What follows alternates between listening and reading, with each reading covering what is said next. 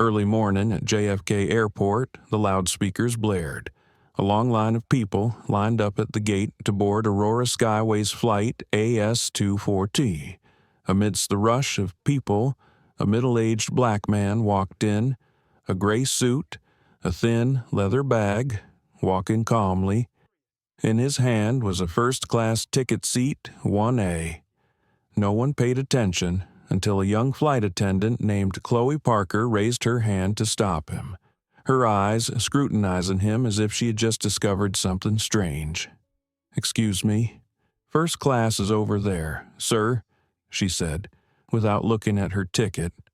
It was only a moment, but from there, all prejudice, power, and dignity began to collide in the closed sky of an airplane. And only a few hours later, when the microphone was raised in the first-class cabin, did everyone realize that the humiliated man was the owner of this entire airline.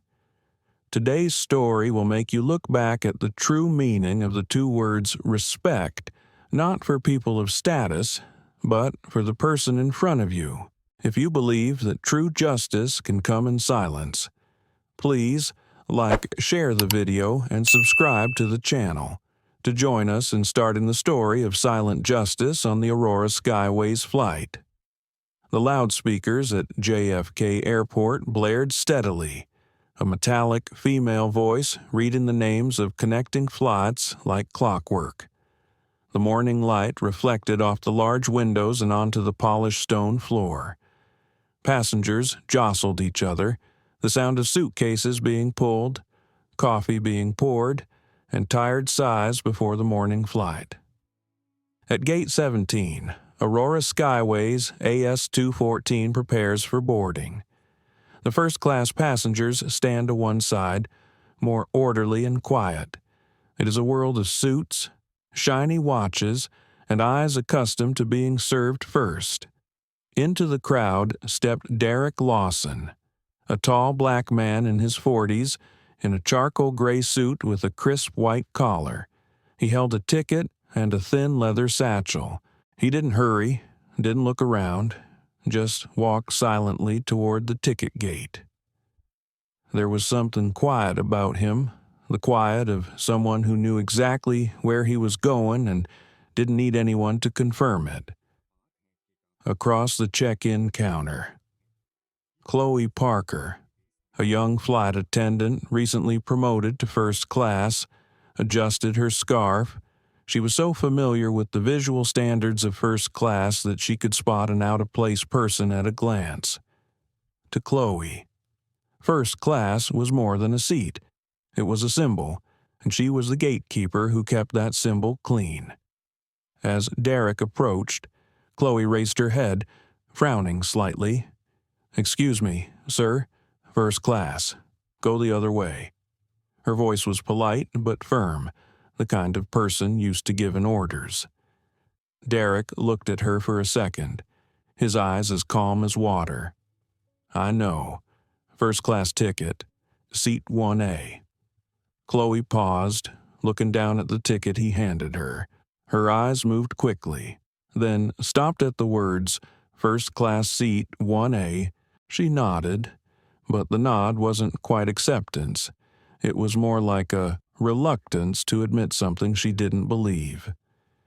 "Yes, please, sir." Derrick walked past without another word, but when he had only gone a few steps, Chloe blurted out, her voice low but still loud enough for a few people to hear, "Money doesn't necessarily bring class." A passenger standing nearby, a middle-aged man with silver hair, turned, frowning slightly. Derrick did not turn around. He just paused, tilted his head slightly as if listening, and then continued walking. His steps were still slow, unhurried, unresponsive. His silence made the air around them thick. Chloe was a little confused, feeling something slip from her hand, but she quickly reassured herself I was just following the procedure. The boarding door opened. Derrick scanned his ticket and stepped onto the jet bridge. The pale yellow light from the overhead light illuminated his gray suit, making him stand out strangely among the other suits. Chloe was still checking passengers' tickets behind her, but her mind lingered on where he had just passed. When first class was all boarded, Chloe entered the cabin. Derrick sat in seat 1A, the first row, by the window. He put his bag on the rack, sat up straight, buckled his seatbelt, opened his phone, scrolled through a few messages, and then turned it off. No demands, no complaints, no attention. Chloe walked past, her eyes still wary. She paused, pretending to check the first-class passenger list, then said, "A little louder than necessary, sir.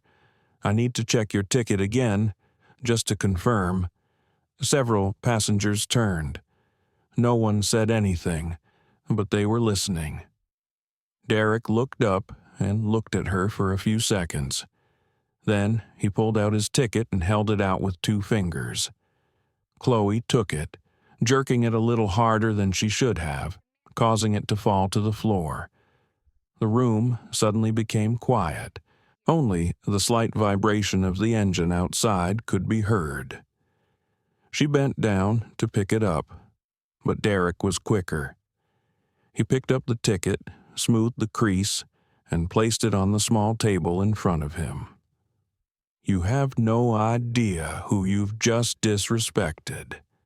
His voice was low, soft, but clear as a pin drop. There was no threat in that statement, just the truth. But that's why I carried more weight than any reproach. Chloe stood still, a chill running down her spine. She didn't understand why her heart was beating so fast. I was just following the rules, sir." Derrick didn't answer. He turned to the window, where the early morning sunlight slanted off the silver wings of the plane.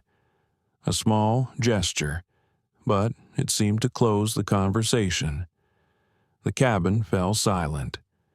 No one said anything, but the looks on the other passengers' faces had already changed. A black man being suspected and insulted in first class a common sight. But this time, there was something about it that made everyone feel like they had witnessed something wrong. Chloe retreated to the front galley, trying to maintain her composure. "I didn't do anything wrong," she told herself. "I just wanted to make sure everything was in order." But the voice couldn't shake off the image of the man in seat 1A, a look so calm it made you want to double-check your own. The plane began to push back, the engines roaring softly. Passengers adjusted their seat belts. No one said anything more, but the silence in first class was so thick it was palpable. In seat 1A, Derrick Lawson closed his eyes and inhaled slowly, not because he was angry, but because he knew in this world, sometimes silence is the only thing strong enough to keep one's heart from being soiled by other people's pettiness. Back in the galley, Chloe Parker leaned against the cold metal wall, clutching her instruction manual. She didn't know why her heart was pounding so hard. One word, one look, could make her feel like she'd taken a step back into her own darkness. The prepare for takeoff signal sounded. The cabin door closed. The Boeing 787 began to taxi down the runway. Slowly, heavily, and inside, amid the luxurious atmosphere and soft lighting, an invisible rift formed between a young stewardess with misplaced pride and a man she thought was just a random passenger. But in the unfolding sky, justice does not need to speak loudly. It only waits for the right moment to speak in its own way. And then, as the plane gradually stabilizes its altitude, another character appears in the first-class cabin, someone who will make Chloe understand that sometimes the people we look down on are the ones who hold the fate of this entire sky in their hands. The Boeing 787 dove through thick cloud cover, banked slightly to the right before leveling out. Sunlight streamed through the window, casting a warm glow on Derrick Lawson's face. He sat still, eyes half closed, hands clasped in his lap. His composure contrasted sharply with the atmosphere around him, a tense silence. Chloe Parker emerged from the galley, her flight attendant smile still plastered on her face, but her shoulders tense. As she made coffee, she mentally rationalized her actions. "I'm just doing the right thing. I'm not being mean. I just want to maintain standards." But the more she told herself, the more suffocated she felt. Every time she glanced at Seat 1A, the image of that man made her confused. He didn't say anything, nor did he look back, but his silence was like a large mirror reflecting her own attitude. A passenger sitting in row 1B, a middle-aged Asian woman, leaned slightly and whispered to her husband, "He's so polite. I don't know why the flight attendant keeps staring." The remark was quiet, but it was loud enough for Chloe to hear. The blood rushed to her face. She took a deep breath, stepped closer, and tried to regain control. "Sir," she said, her voice soft but higher than normal, "I need to confirm my ticket one more time. The system seems to be malfunctioning." Derrick opened his eyes and looked straight at her. Not angry, not sarcastic, just a look that made others pause. "My ticket is still 1A, right?" "Yeah, but just to confirm." He said nothing more, just pulled the ticket from his pocket and held it out. Her hand touched his, and for a split second, it was like an electric current ran through her. Not out of fear, but out of embarrassment. But instead of staying calm, she tugged at the ticket, as if to assert her authority. The sound of rustling paper echoed in the quiet compartment, and then, plop, the ticket slipped from her hand and fell to the floor. Time seemed to stop. A couple in the second row looked up, and the silver-haired man in the third row, who had heard the saying, "Money doesn't necessarily buy class," furrowed his brows. Chloe bent down to pick it up, but Derrick did it first. He bent down, picking up the ticket in a slow, gentle motion that was more than polite. When he stood up, his eyes looked straight at her. "You have no idea who you just disrespected." His voice was not high, not cold, just a low line as light as steel falling on water. Chloe felt her heart constrict. She tried to respond, but her throat tightened. The people around her looked at her, not with anger, but with a silent look of witnessing something more humiliating than any scolding. She stammered, I was just following the rules." "Sir." Derrick did not reply. He folded the ticket, put it in his pocket, and returned to his seat. He did not need to say anything more. His silence said it all. Chloe took a step back, a chill running down her spine. She turned away, trying to maintain her composure. Her hands shook slightly as she picked up the tray of orange juice, pouring it for the other passenger, but the sound of the liquid dripping into the glasses was unusually clear. In Seat 1A. Derrick closed his eyes and adjusted his seatbelt.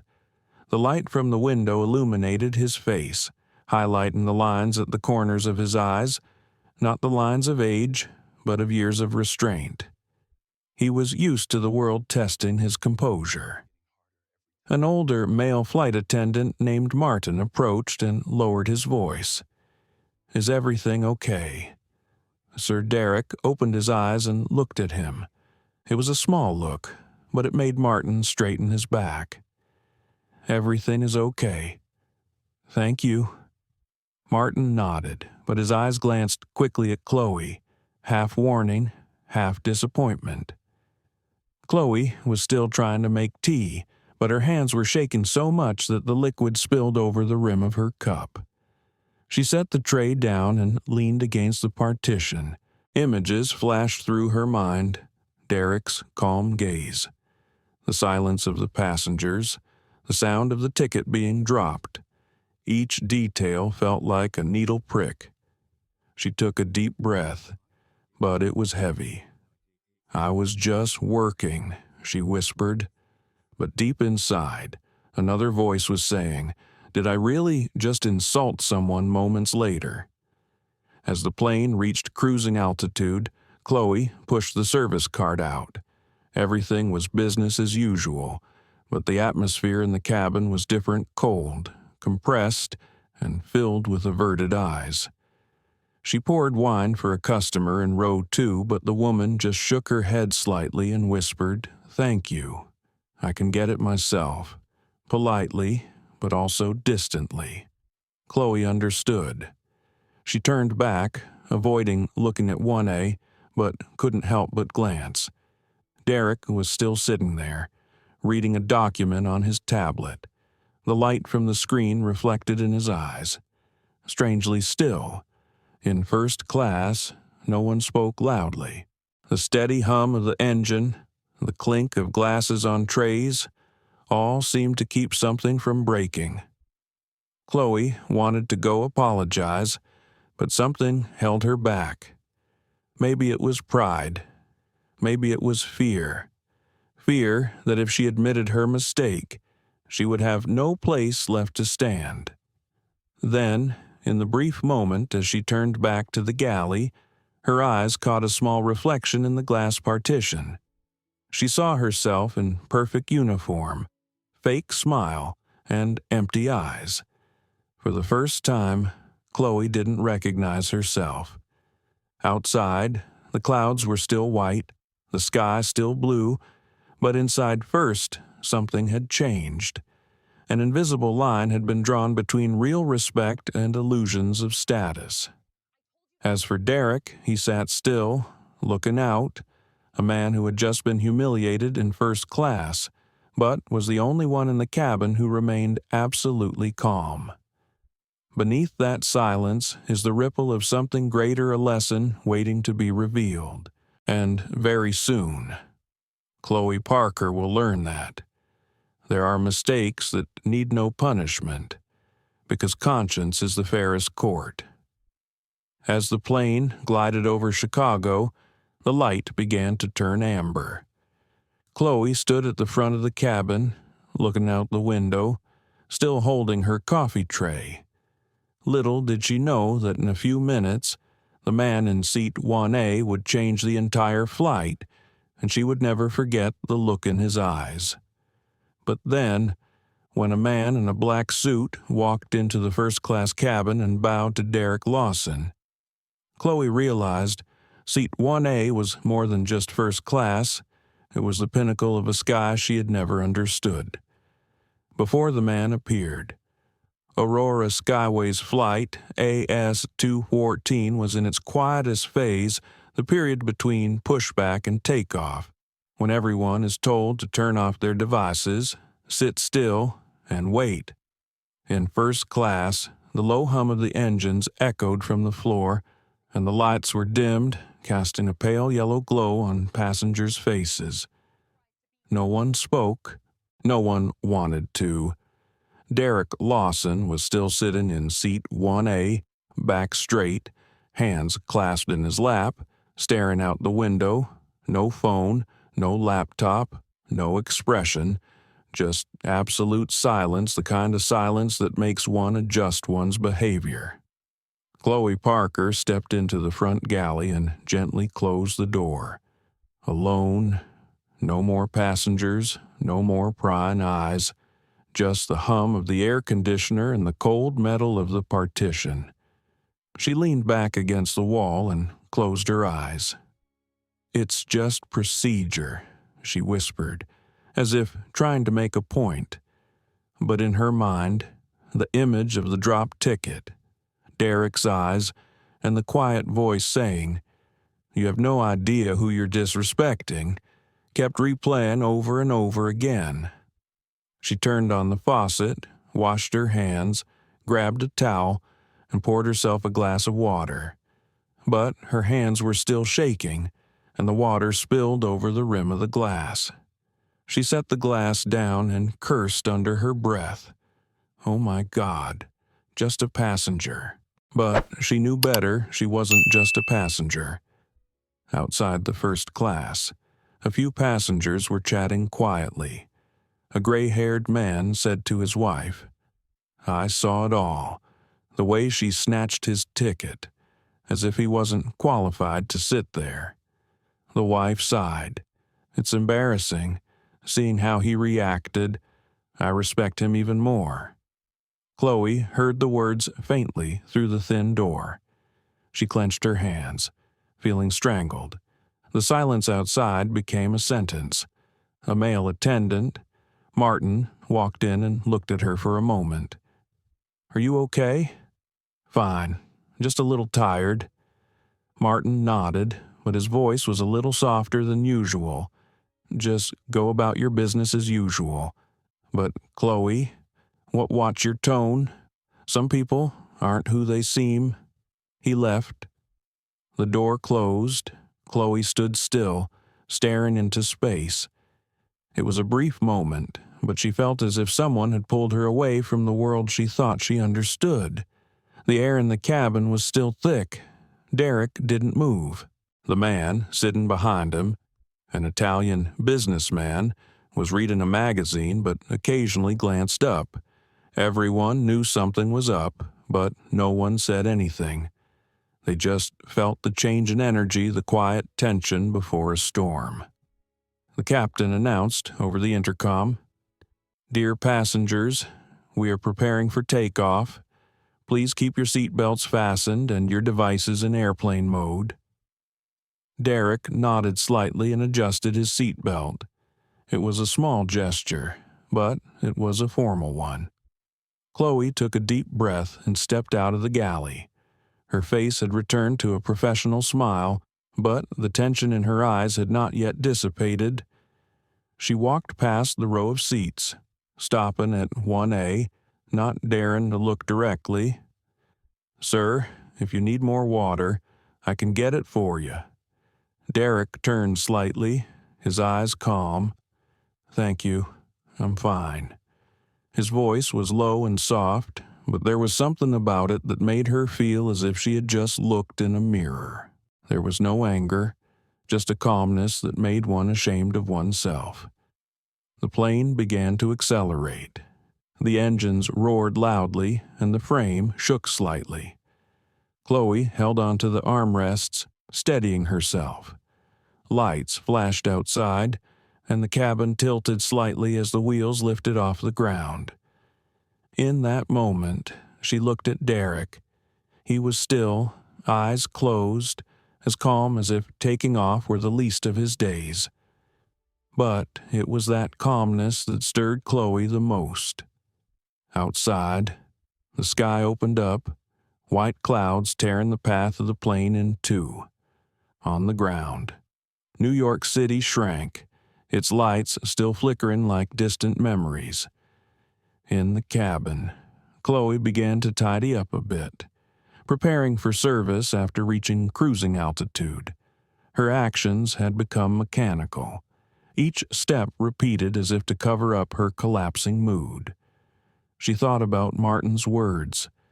There are people who aren't what we think they are.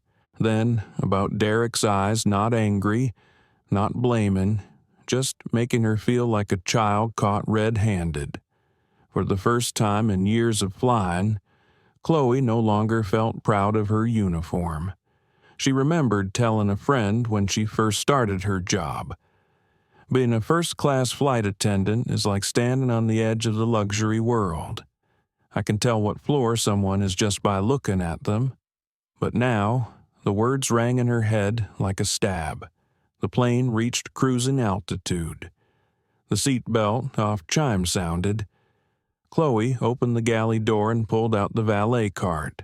She walked past seat 1A, trying to avoid Derrick's eyes, but she couldn't. He looked out the window. the reflection of the light making his face as still as stone. The first cabin was so quiet you could hear spoons clinking glasses. One passenger whispered, "It's strange. The air in this cabin is so heavy." Chloe heard it, and her heart sank. She knew the cause of the heaviness was her. No one said it, but everyone knew. And the worst part was, she didn't know how to undo it. She returned to the galley, leaned against the wall, and whispered, "It was just a small mistake, just a misunderstanding." But that excuse did nothing to relieve the lump in her throat. Up ahead, Derrick opened his eyes and took a pen and notebook from his pocket. He wrote a few lines, slowly. His hand was steady, each stroke even. He didn't look around, didn't say anything, just like someone writing down something important the world wasn't ready to understand. Chloe glanced at him, but couldn't make out what he had written. All she knew was that every time she saw him, her heart started to beat faster, not out of fear, but because she felt like she had just done something very wrong. In the calm, blue sky outside, the plane continued westward, heading for Los Angeles. But inside the first-class cabin, among people who seemed to be at the pinnacle of society, there was an undercurrent of storms, a storm of consciousness, of self-esteem, of boundaries that were slowly cracking. Chloe Parker stood in the middle of the cabin, gently smoothing her scarf, but she could not hide the change in her eyes. Little did she know that in a few minutes, the man she had just accidentally offended would be introduced by a name she would never dare to think of. As for Derrick Lawson, he still sat still, like a silent monument. No need for anger, no need for justification, because sometimes justice does not need to be declared by voice, but by silence that makes others reflect on themselves. Until a man walked into First Class Michael Reed, senior executive of Aurora Skyways, bowed respectfully to Derrick Lawson, and in that moment, Chloe knew everything she thought she understood about the world was about to collapse. About 3 hours after takeoff, the sky outside was still a deep blue, with only a few wisps of white clouds floating below. The plane had stabilized its altitude. Passengers were allowed to move around lightly. The clink of glasses on trays echoed evenly.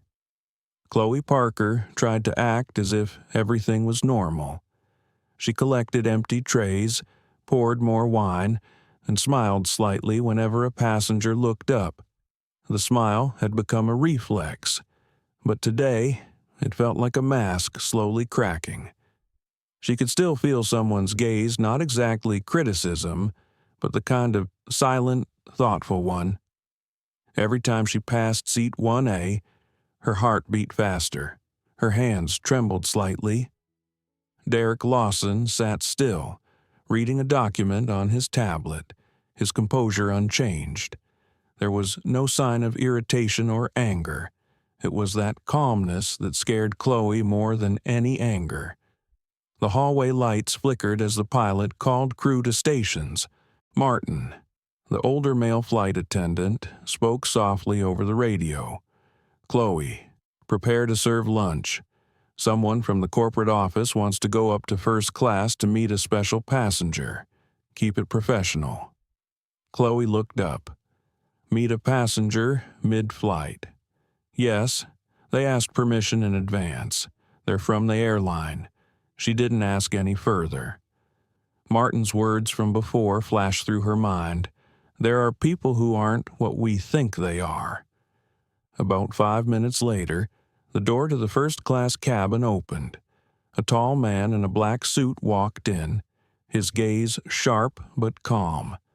On his chest was a badge bearing the name of a senior employee of Aurora Skyways, Michael Reed, Senior Executive Director. Chloe immediately stood up straight, her professional smile returning.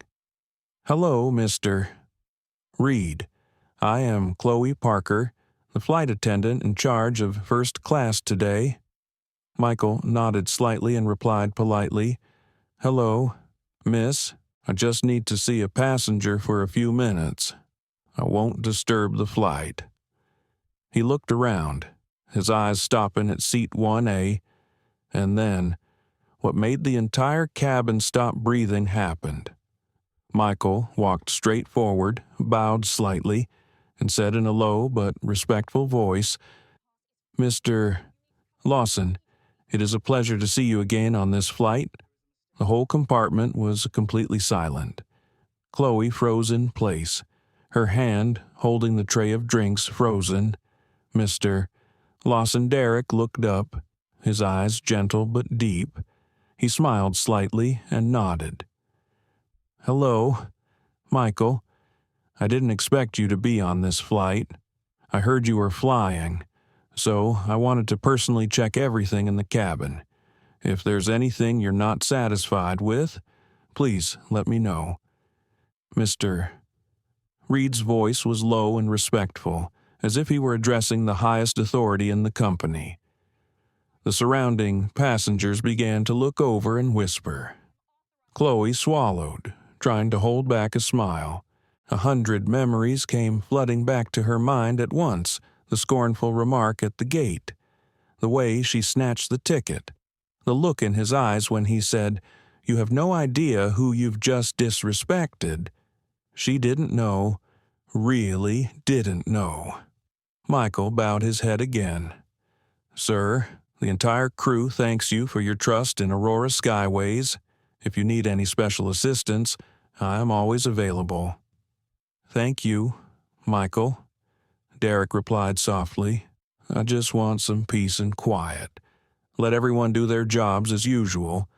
"Yes, sir." Michael took a step back, adjusted his tie, and looked at Chloe.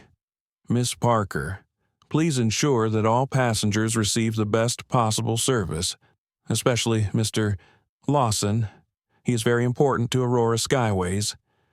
Chloe nodded slightly, her lips dry, unable to utter a word. Yes, I understand." Michael nodded and left, the compartment door closing behind him. But the sound echoed in Chloe's mind like a verdict. She stood still, her heart pounding, her hand still gripping the serving tray. Shame seeped into every breath. She turned to Derrick, about to say something, but he had sat down again, opening the document again. He didn't look at her, didn't say anything, just silence. Martin walked by, letting out a small whistle. "Wow. So Mr. Lawson is on our flight. Who is he?" Chloe stammered. "Who? Mr. Lawson, is he?" Martin looked at her, raising his eyebrows slightly. "You really don't know. Derrick Lawson is the CEO and founder of Aurora Sky Group, the parent company of our airline." A heavy space opened up between them. Chloe was speechless. Martin shook his head slightly, sighed, and walked away. She stood there, looking towards 1A. Derrick remained calm, showing no signs of wanting to retaliate. It was that calmness that made her feel so small. The first cabin was quiet, save for the sound of the engine and the clink of glasses. Chloe walked slowly to the galley, her hand resting on the metal door. The image kept replaying in her mind, Michael Reed, the man she had always considered the big guy in the company, bowing to the man she had despised that morning. She recalled every word, every look she had at the boarding gate, then in the cabin, and suddenly realized that she was the one who had defiled the luxury she had tried so hard to protect.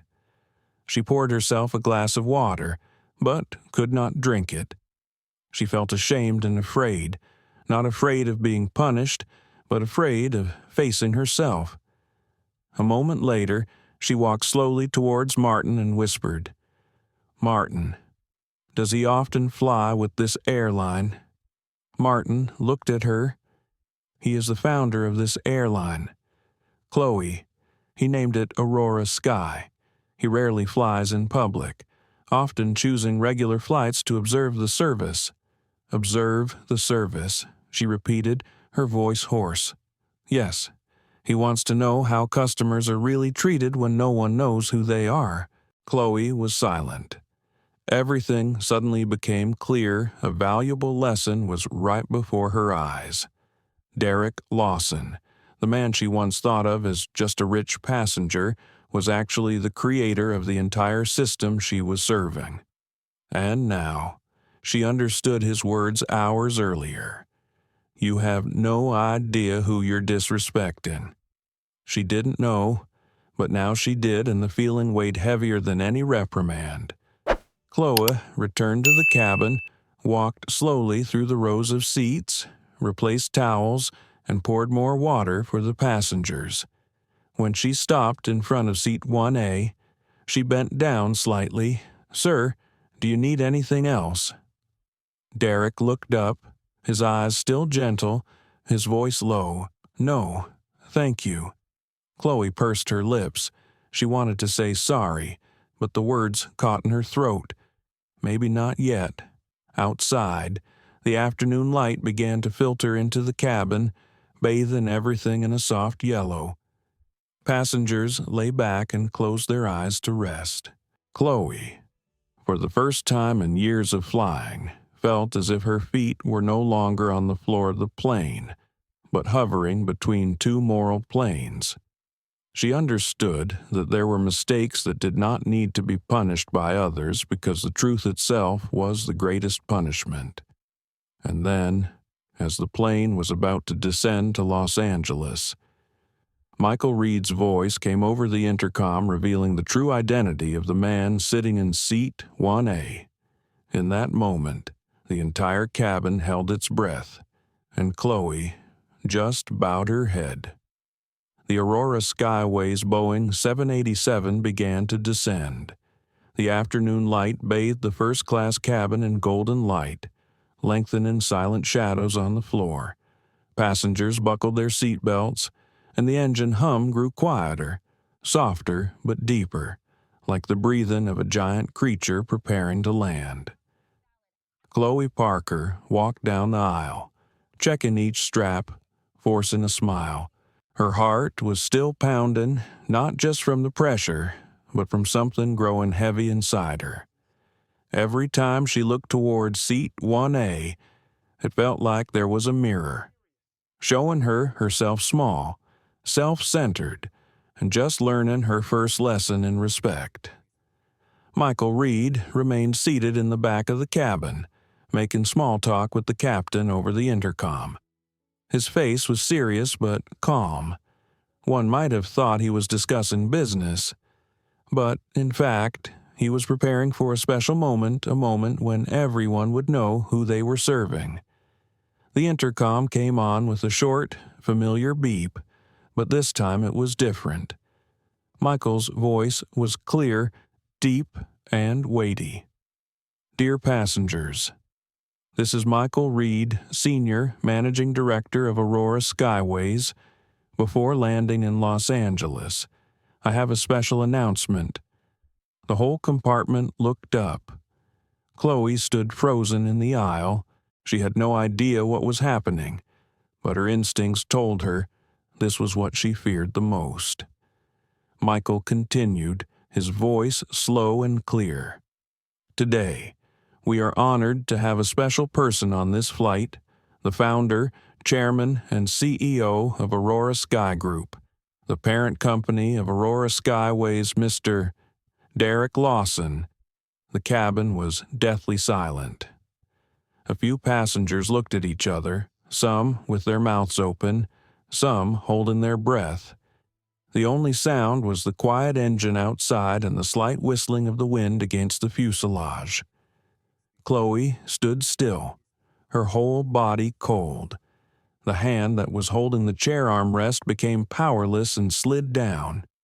She felt as if the ground had disappeared from under her feet.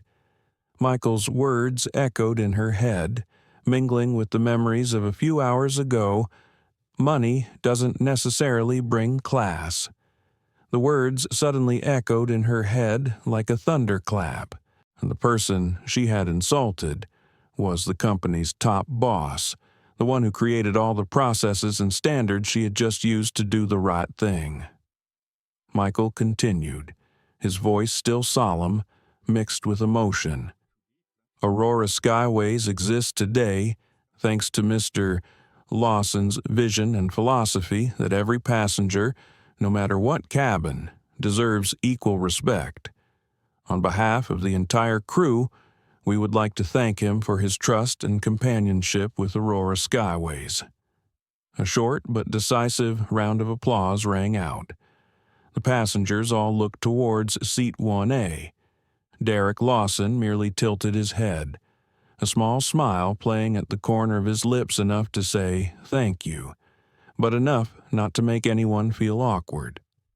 Chloe couldn't move. Everything was spinning in her head. She saw herself at the JFK gate, the questioning eyes, the cold voice, the contemptuous smile. She'd stopped him, told him to turn around, taken his ticket, and thought she was doing the right thing. She wanted to disappear. Martin stood behind her, looking at her with a mixture of pity and warning in his eyes. He whispered, "Hold on tight, Chloe. Just finish the flight." But she couldn't hear clearly.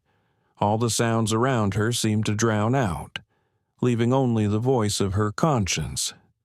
Respect is not about following procedures. It begins with how we see others. She looked at Derrick. He sat still, unmoving, not turning. But something in the light from the window made him appear larger, not because of his power, but because of the way he chose not to do anything. When the intercom went off, Michael Reed walked over to him, bowing slightly again. "Thank you for allowing me to make this announcement." Derrick nodded. "You did well, Michael. Sometimes, some people need to know who they serve not to fear them, but to learn respect." Chloe heard every word clearly, as if someone was engraving it into her heart. As the plane began to tilt, preparing to land, she bowed her head slightly, her hands clasped together. Her palms were sweaty. Outside, the bright lights of Los Angeles shone through the windows, bathing Derrick's face. He closed his eyes and exhaled slowly, as if closing a chapter he had witnessed too many times. Chloe stood at the front of the cabin, looking out the window. She saw the mountains shrink, the rooftops become clearer, and LX pick them up. Her heart was pounding, not because she was afraid of losing her job, but because she was afraid of losing the most precious thing, her dignity. She realized that the difference between those who have power and those who deserve power lies in how they face insults. As for her, she failed that test. The captain's voice rang out, "Prepare for landing." Derrick adjusted his seatbelt, his eyes scanning the row of passengers, then lingered for a second where Chloe stood. There was no reproach, just a calm look, the look of someone who knows every lesson has a price. She bowed her head, not daring to look back. As the plane touched down on the runway, the tires screeched, sending vibrations through the cabin. The flight was over, but for Chloe, it was the beginning of an awakening, a bitter but necessary one. The captain's voice announced over the loudspeaker, "Welcome to Los Angeles. Thank you for flying with Aurora Skyways." Chloe stood still, her heart empty. Martin walked over and patted her shoulder. Don't let it end you. Chloe, let it change you." She nodded, tears welling up in her eyes, but she tried not to let anyone see.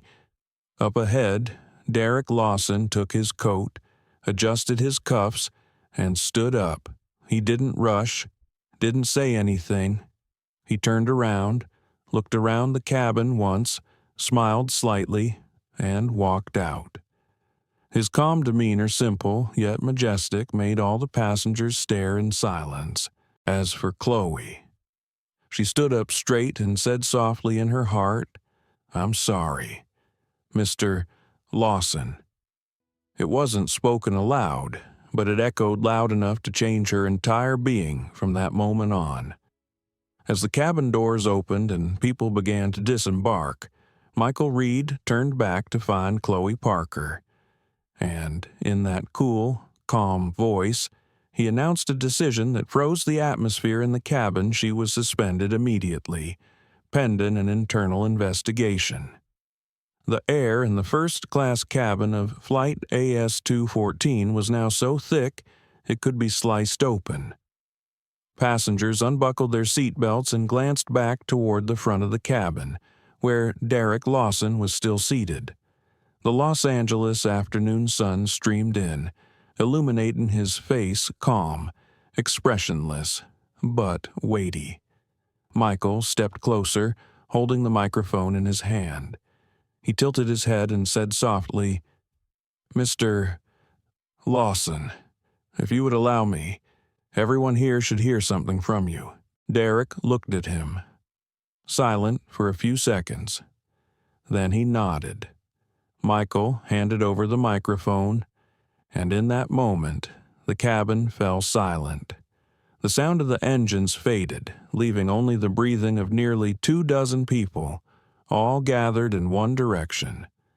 Derrick stood. His gray suit was straight, his shirt unwrinkled.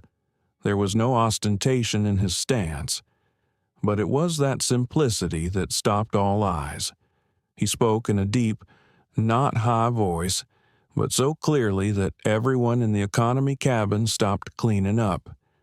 "Thank you all for the flight today. I didn't mean to say anything, but perhaps there are lessons that shouldn't be left unsaid." He paused. There was no anger in his voice, just a statement of something everyone had forgotten.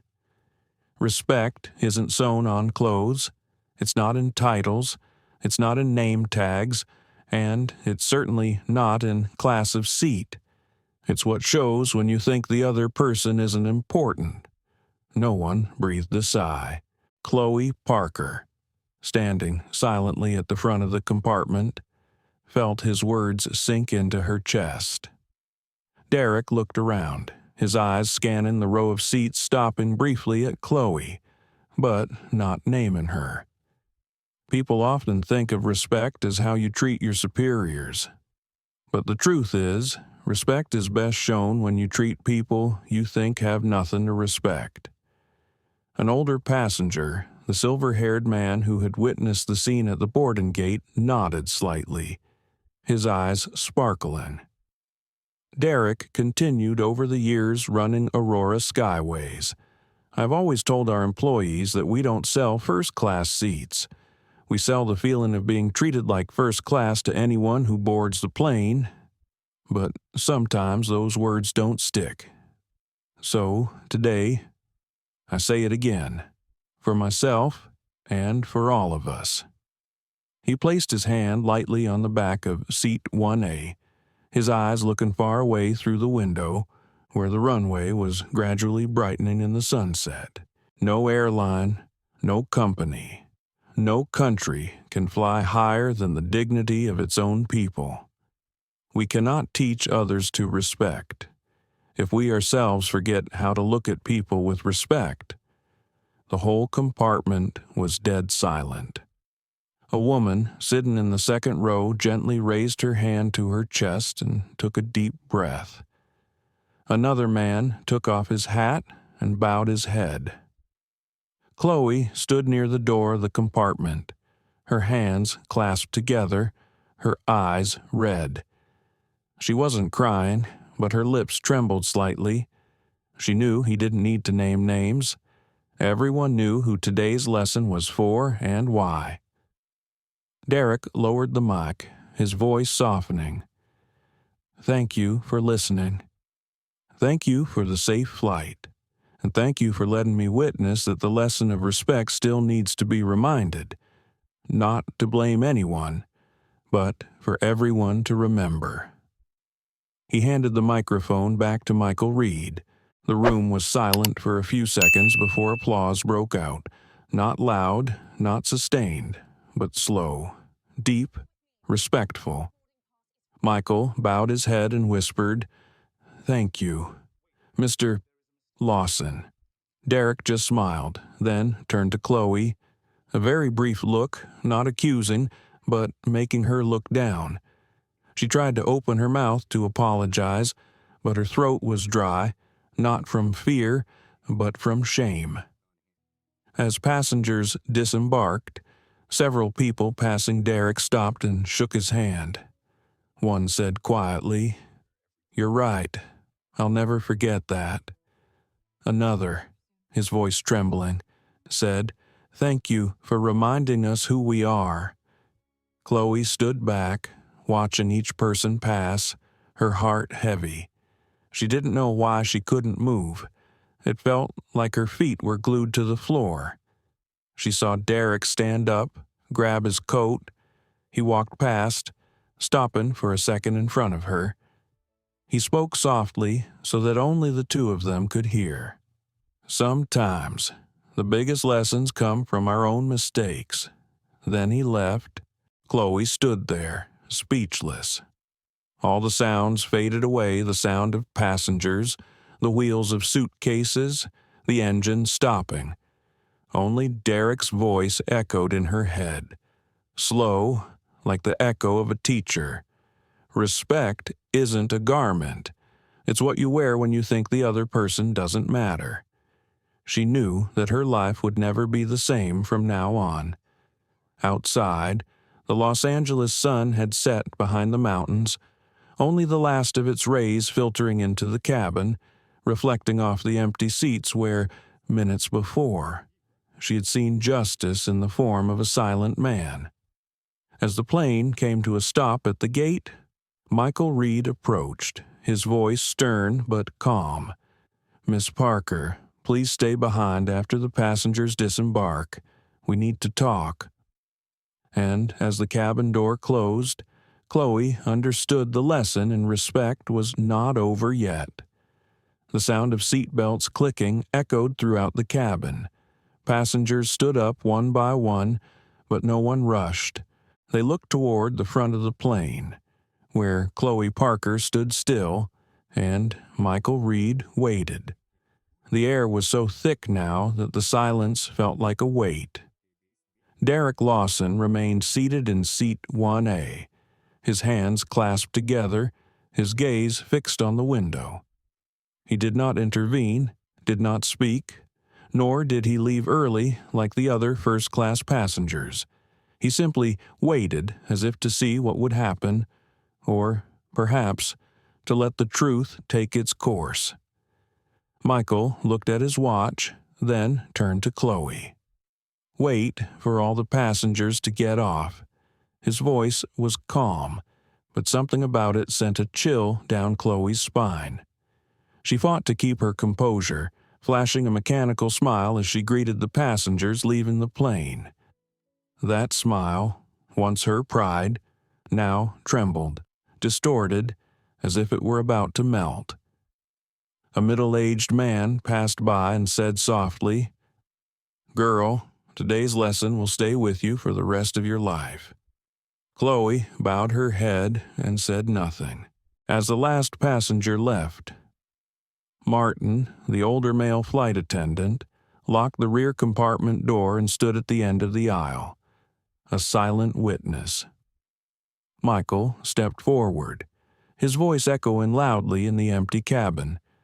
"Chloe Parker," she replied softly, her voice trembling. "Yes, sir." Michael looked at her, his eyes not angry, only the seriousness of someone who had witnessed too many similar mistakes. "Due to serious violations of service standards and professional ethics, you're being removed from duty immediately." The official decision will be sent through the Human Resources Department after an internal investigation." She stood there, frozen. Her lips moved, but no words came out. She had known this would happen, but she could not hold back the tears. Michael continued, his voice low, soft, but sharp as a knife. "You were not suspended for a procedural error, but for forgetting the most basic thing in this profession, treating people with respect. Aurora Skyways did not build its reputation on nice uniforms, but on how we make our guests feel welcome." He paused, looked around the cabin, and then spoke more slowly. "I'm going to ask you to do something before you leave the plane." Chloe looked up, her eyes filled with tears. "Yes, sir." Michael tilted his head, pointing at Derrick Lawson. "Apologize to Mr. Lawson, not because he is the chairman of the corporation, but because he is the person you offended." In that moment, all sound faded. Even the auxiliary engine seemed to recede. Derrick sat still, the light from the window illuminating his face, a face that was strangely calm. Chloe swallowed her tears and walked slowly closer. Each step felt like 1,000 pounds, dragging with it pieces of her broken pride. When she was only a few steps away from Derrick, she stopped and bowed deeply.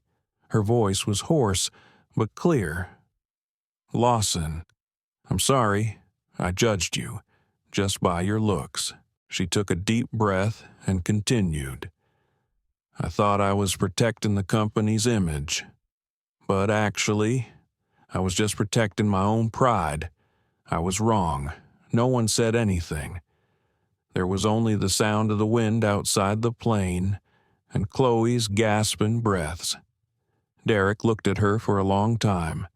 His eyes were not angry, not contemptuous, only a very quiet sadness. He spoke softly, almost in a whisper.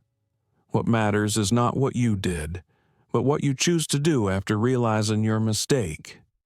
He stood up, gathering his papers and coat. As he passed her, he paused, looking her straight in the eyes. "We can't go back to the past, Chloe, but we can choose who we are after we've made mistakes." Then he walked away. His voice was not loud, but it was enough to make everyone in the compartment absolutely silent.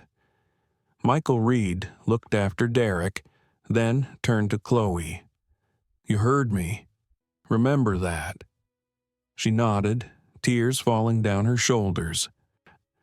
Martin, who was standing at the back of the compartment, walked over and gently placed a hand on her shoulder. "Not everyone gets to hear him speak in person. Hold on to that." Chloe burst into tears, not tears of fear, but tears of genuine regret. She looked out the window where Derrick Lawson was getting out of the black cars picking up the VIPs. There was no fanfare, no crowd. He opened the door, turned, and gave Michael a brief nod.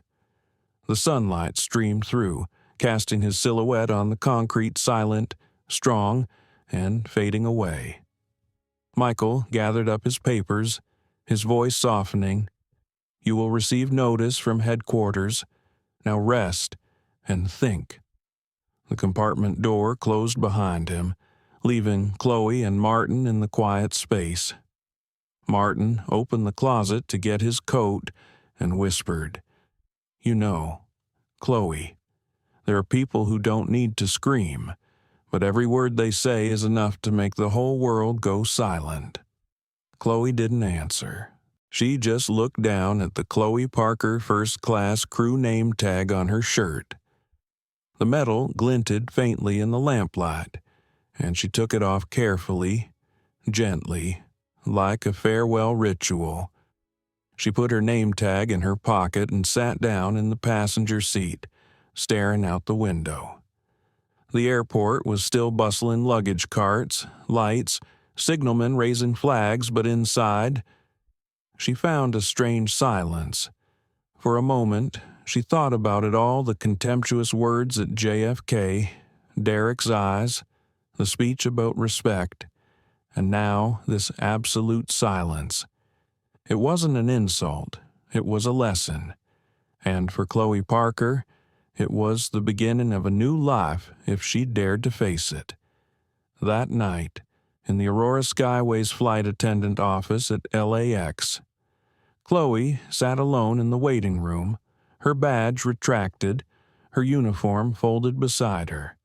In the pale light, she began to confront something more terrifying than losing her job, the person she had become.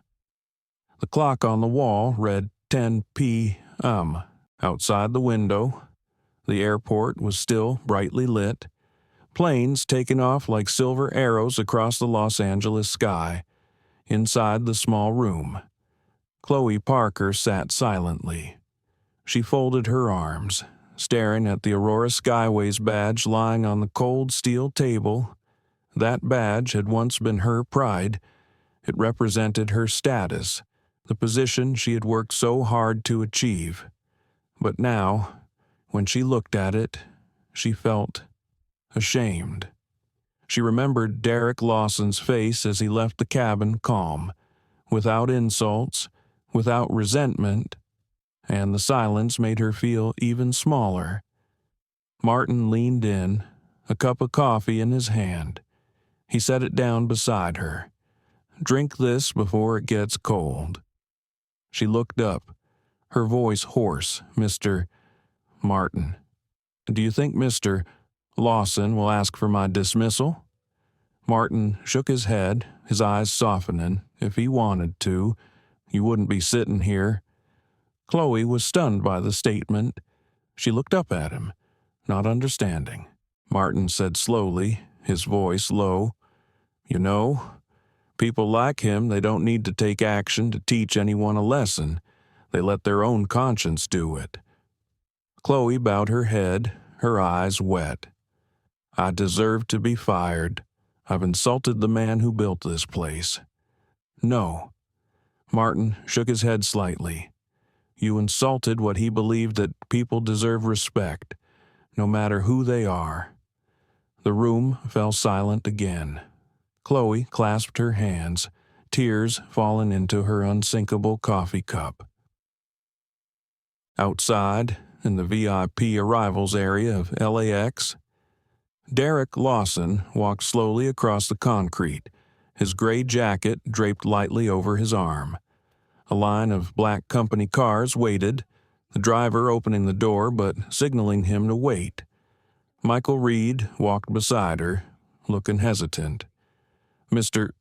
Lawson, would you like me to immediately issue an official suspension? Miss Parker's actions today completely crossed the line." Derrick stopped, looking up at the sky where another plane had just left the runway, its lights flashing softly among the dark clouds. "No," he said slowly. "No need." Michael frowned. "But she humiliated you in front of the passengers." Derrick turned around, his eyes calm but deep as a well. "You know, Michael, true power doesn't lie in making others fear you. It lies in choosing to forgive when you have the power to punish." He took a few steps, his voice even, as if talking to himself. "I have been treated like she did today, and I know how painful it is, but if I had reacted like they did, what would have been different? There are enough people in the world who retaliate." Michael was silent. He understood that the voice was more than a teaching. It was the experience of a lifetime. Derrick stopped in front of the car, put his hand on the door, but didn't open it right away. "We can't go back," he said, looking away, "but we can choose who we are after our mistakes." Then he opened the door, got into the car, and nodded slightly to Michael. "You go home and rest. Send me the report tomorrow morning. But don't be harsh. Give her a chance." Michael watched, nodding slowly. As the car rolled away, he smiled slightly. Perhaps that was why Derrick Lawson was called the man who changed the system without saying a word. Chloe remained in the flight crew room. The night wind blew through the crack in the door, blowing a few papers on the table. She picked them up and saw a schedule with the name Flight AS214, Captain Michael Reed. A small line below, handwritten, in blue ink, "Be kind to people, not just polite, DL." The handwriting was soft and slanted, and she knew immediately that it was Derrick's. Perhaps he had written it during one of his internal audits, and the note had survived. But to her, it was a final reminder, an unexpected gift. She read each word softly, her voice trembling. Being kind to people is not just being polite, and for the first time in her life, Chloe Parker understood that politeness and respect were not the same thing. A person could smile and say thank you, but if there was contempt in their heart, that politeness was just a mask. As for Derrick, he didn't need to lecture. Just by not retaliating, he taught her the most valuable lesson. 2 a.m. She walked out of the office. The Los Angeles night cool, the street lights reflecting gold on the concrete. In the distance, a black car was leaving the employee entrance. She recognized it. Derrick's. She stood still and watched, not running or calling. She only whispered in the wind, "Thank you for not destroying me." The car disappeared. Chloe watched, her smile faint but genuine. Now, she understands that there are people who use power to judge, but there are also people who use power to heal. And Derrick Lawson, he belongs to the second group, a man who chooses wisdom over anger, a man who uses dignity to make the world bow.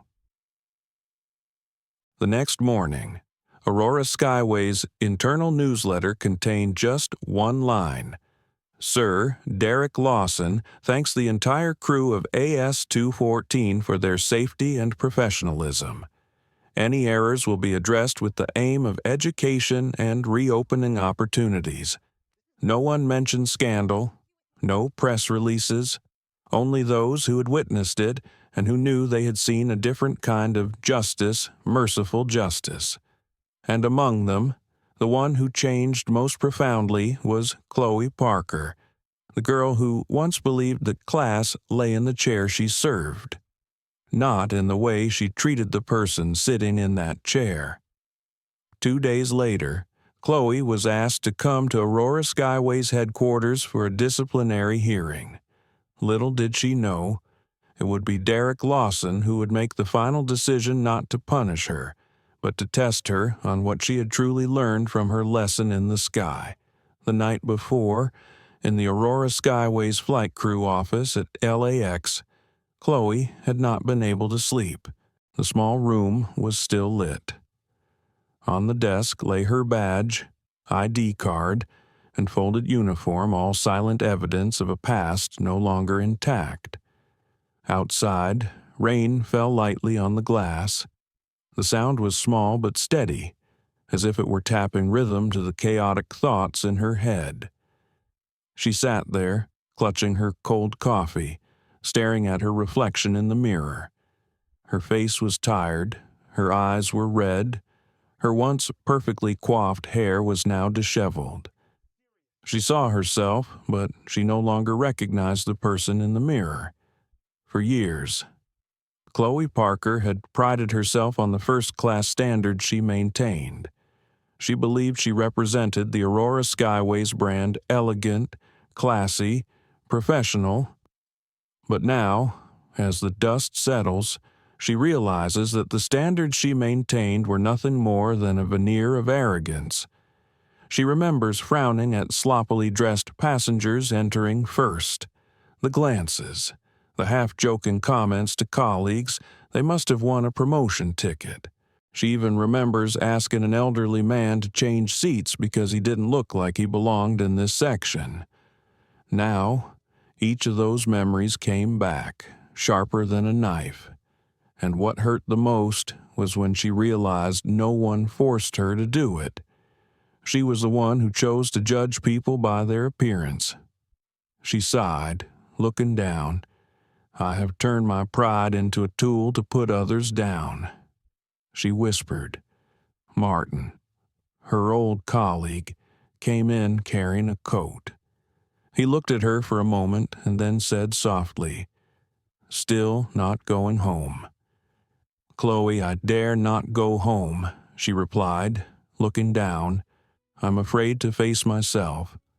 Martin sat down opposite, his hands clasped, his voice deep and slow like the night wind outside.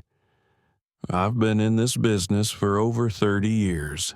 You know, people often think our job is to serve first-class passengers. But really, we serve people, no matter what seat they're in." Chloe nodded slightly, tears rolling down her cheeks.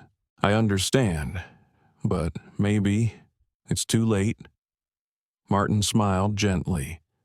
"No, girl, it's too late only when you stop regretting." That made Chloe shut up. He stood up, put his hand on her shoulder, and left, leaving a silence. She sat for a while, looking out the window. The airport lights cast long streaks of light. A plane had just left the runway, flying into the night rain. She watched, her eyes filled with tears. In that moment, she understood how Derrick Lawson felt that day, a man who had been judged, despised, but still remained strangely calm. She had thought silence was weakness. Now she knew. Silence was the strength she had never had. She closed her eyes, and the words he said on the plane echoed in her head. "Respect doesn't wear clothes," and those words were now engraved in her heart. She suddenly saw clearly the truth lay not only in her actions that day, but in the way she had lived her life for many years. She had used her uniform to cover up her insecurities, used a fake smile to reinforce her sense of superiority to others. She thought she was successful, but in reality she was only running away from the fear of being looked down upon. Now, with everything taken away, she felt free. It was almost dawn. The rain had stopped. The Los Angeles sky was a silvery gray. Chloe stood up, gathered her things, folded her uniform again. But this time, she did it as a farewell ritual, not out of regret, but as a promise to herself. She opened the drawer and took out the handwritten note she had read the night before. "Be kind to people. Not just polite. DL." She read it again, then put it in her wallet as a reminder to remember the lesson for the rest of her life. Before leaving the office, she looked around the empty room and said softly, "If I had the chance to go back, I would start by listening instead of judging."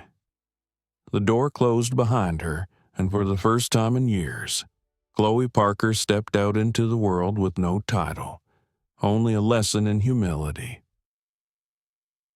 Meanwhile, on the 42nd floor of Aurora Skyways headquarters, Derrick Lawson sat in his glass office overlooking the city.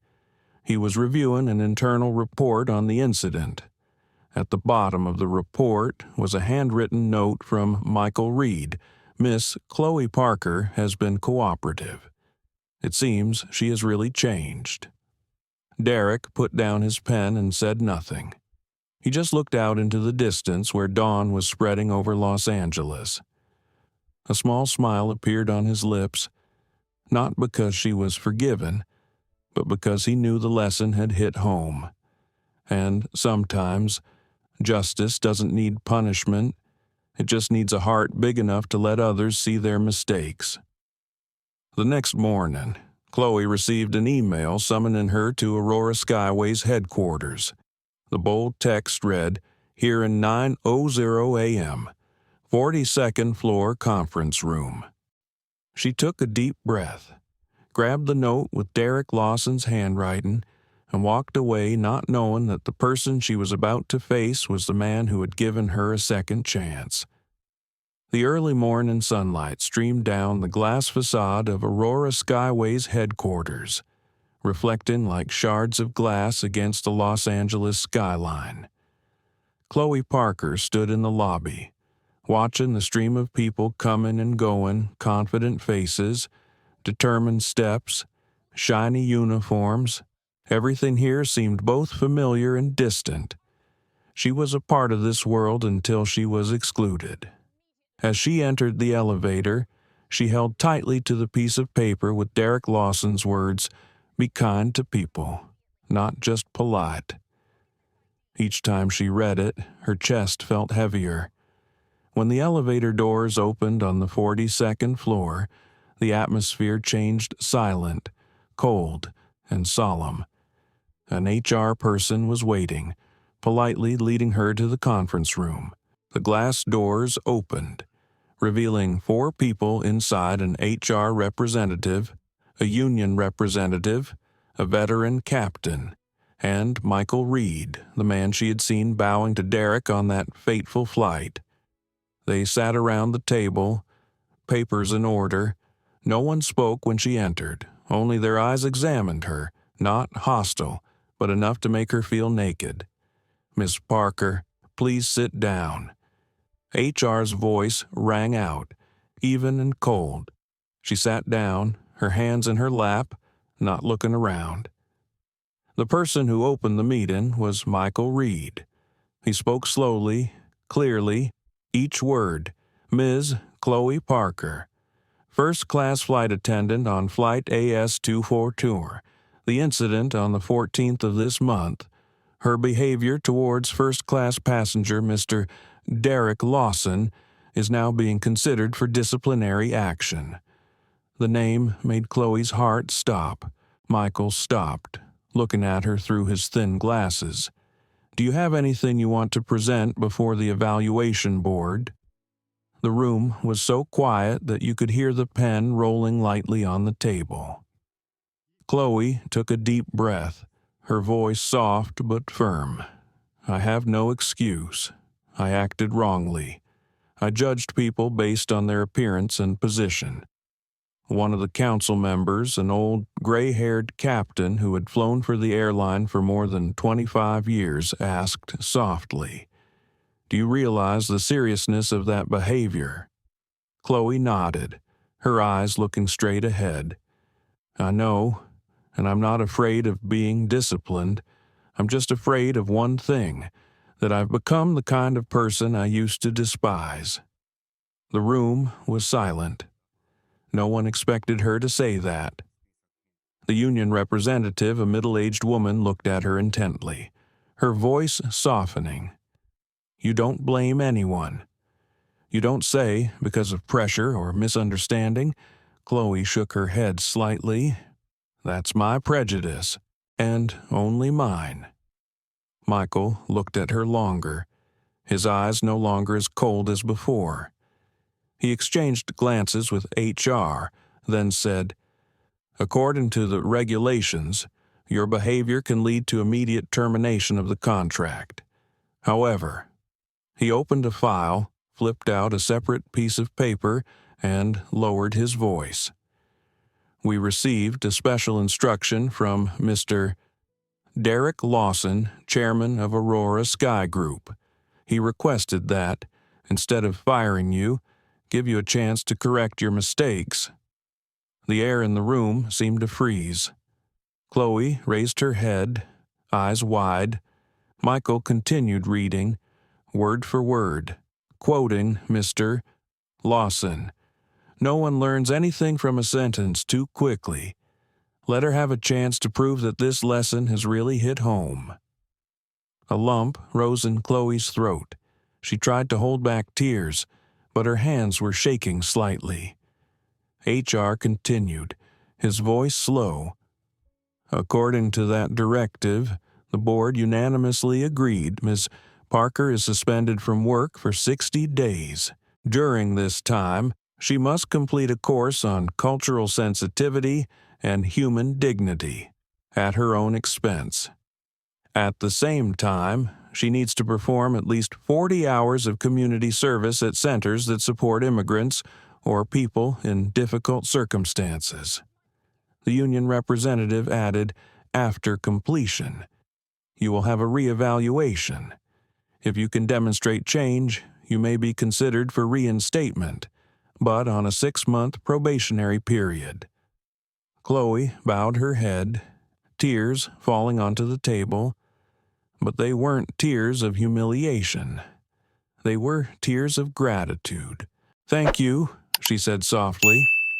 "Thank you, Mr. Lawson?" Michael nodded, then said softly, as if given advice, "Use these 60 days wisely. Don't consider it a punishment, but an opportunity to start over." Chloe looked up, her eyes glistening but brighter than ever. "I won't waste it." The meeting ended. As she walked out of the room, she stopped in the hallway and looked out the large glass windows. The Los Angeles sky was a deep blue. Aurora Skyways were taking off one after another, painting long, white streaks of forgiveness across the sky. She pressed her hand to her chest, where she still felt a slight ache from her mistakes, and said softly, "Thank you, Derrick Lawson. I won't let you down." Michael stepped behind her, watching her, smiling slightly. He knew that in moments like these, Derrick Lawson's justice, the justice of mercy, had just saved another life. And so, 60 days began. Chloe Parker left Aurora Skyways. No more uniform. No more first-class glamour. But that journey serving the community, touching people she once brushed past, was where she truly learned to be human again. On her first day, Chloe arrived at the Hope Haven Community Center in suburban Los Angeles, a center that supports immigrants, people of color, and struggling families. There was no shiny waiting room, no scent of expensive coffee, just an old building with peeling paint and the smell of soup kitchens wafting down the hallways. An older, sturdy black woman greeted her at the door. Her curly silver hair and her voice were husky but warm. "Are you new?" she asked, looking at the makeshift name tag that read Chloe P. "Yes, I'm here to volunteer for 60 days. "Good. I'm Dolores Wright. Just follow me." Dolores led Chloe through the dining hall, where dozens of people were lining up for lunch. The smell of stewed vegetables, the clink of spoons on plastic trays, the laughter of children. It was a noisy, real, lively scene, a far cry from the cool, polite atmosphere of first class that Chloe had come to consider the norm. The first morning, Dolores assigned her the task of washing trays, clearing the table, carrying the pot of boiling water, and mopping the floor. Chloe did not complain. She worked tirelessly, as if trying to wash away her guilt with sweat. In the following days, she came earlier than everyone else and did the hardest work without hesitation. While others were resting, she continued cleaning. While others were eating lunch, she continued carrying trays. Dolores watched, saying nothing. A week passed. Chloe became the hardest working person in the center. But in Dolores's eyes, something was still not right. One afternoon, after cleaning up, Dolores called her over and pointed out the window where a young immigrant woman was holding a baby, waiting for her takeout. "Do you see that woman?" she asked. "Yes, she's been here a few days." "And what do you think when you look at her?" Chloe hesitated for a moment. "I feel sorry for her. She must be having a hard time." "Mrs. Dolores shook her head and said slowly, "I looked at them, but I didn't really see them." That statement made Chloe pause. She continued, "Respect is not about handing out food or mopping the floor. It begins when you look at others not with pity, but with fairness, when you realize they have dignity no less than you, no more than you. Chloe was silent. In her voice, she heard an echo of Derrick Lawson, the man who had taught her to respect the seams of your clothes. That night, Chloe returned to her small rented room near the center, tossing and turning. Dolores's words kept echoing in her head. She realized that all these days, she'd been hiding behind the so-called hard work. She worked tirelessly, but it was to forget her guilt, not to make a real connection. She recalled the faces in the long line today, the man with salt and pepper hair bowing his head to say thank you, the little girl smiling as she received the cake, the young mother hugging her child and falling asleep on the plastic chair. How many times had she passed by without looking them in the eye? How many times had she seen them but not looked at them? The next morning, she changed her approach. Instead of just handing out food, she sat down next to them, asked their names, and asked where they came from.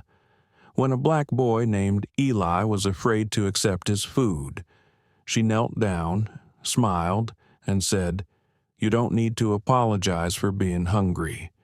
Here, everyone has the right to eat."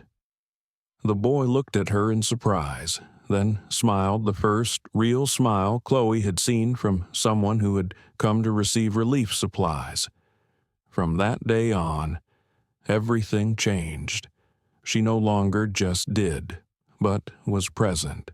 Dolores saw it all. One day, while Chloe was helping an elderly Mexican man pack his bags, she walked up and patted her on the shoulder. "Now you're starting to see." Chloe looked up, confused. "See what people... not work." She chuckled softly, her eyes moist. I finally understand what Mr. Lawson said." "A lawyer or a politician?" asked Dolores. Chloe shook her head. "No, someone who made me realize I was smaller than I thought. Mrs. Dolores looked at her, her eyes warm. "If you understand that, you're halfway there."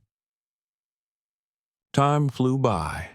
The last week, Chloe began teaching the sheltered children basic conversational English. She wasn't a teacher, but she told stories about planes, about her travels, about the people she met. Little Eli, the child who had been trembling with the tray of food, now sat intently drawing in the corner. When Chloe approached, he hid his drawing behind his back. "Can I see it?" He hesitated, then held it out. On the paper was a picture of Chloe handing out food, with him scribbled in pencil above it. "Thank you for seeing me." Chloe held the picture, speechless. Tears streamed down her face, not because of sadness, but because in that moment she knew she had been forgiven, not by the system, but by the people she had never seen. Mrs. Dolores stood at a distance, saw the scene, and nodded slightly. She understood the lesson. That night, Chloe returned to her room, opened her purse, and took out Derrick Lawson's note. She placed it next to Eli's drawing a line of text and a picture. Those two simple pieces, one from the person who taught her a lesson, the other from the person who helped her realize she had truly changed. She smiled slightly. 60 days was enough for a heart to learn to look at life again with humility, not arrogance. On the 61st day, Chloe Parker returned to Aurora Skyways headquarters, armed with her course certificate, her volunteer report, and Eli's drawing. Little did she know, during that meeting, Derrick Lawson would show up again, not to remind her of her mistakes, but to see if she had truly become the person he believed she could be. But the night before leaving Hope Haven, Chloe couldn't sleep. She sat in her small room, looking at Eli's drawing on the table, The paper was a little crumpled. The lines were scribbled, but there was something more real about it than any compliment she'd ever received in her life. She touched the penciled words. "Thank you for seeing me." Just 5 words, but they were like a mirror reflecting her entire life. She remembered the moment she received the picture of the small, skinny boy holding out the paper with both hands. Eli said nothing, just looked at her with gentle eyes. Chloe knelt down, level with him, and whispered, "Thank you, Eli. Thank you for letting me see you." The boy smiled, a simple smile as if he had just forgiven a mistake he himself did not fully understand. Chloe felt a lump in her throat, not from pity, but from a profound realization what she had done to Derrick Lawson was exactly what society had done to so many people like Eli. Discrimination sometimes doesn't need words. It's in the brief look, in the silence someone gives when they decide you don't belong here.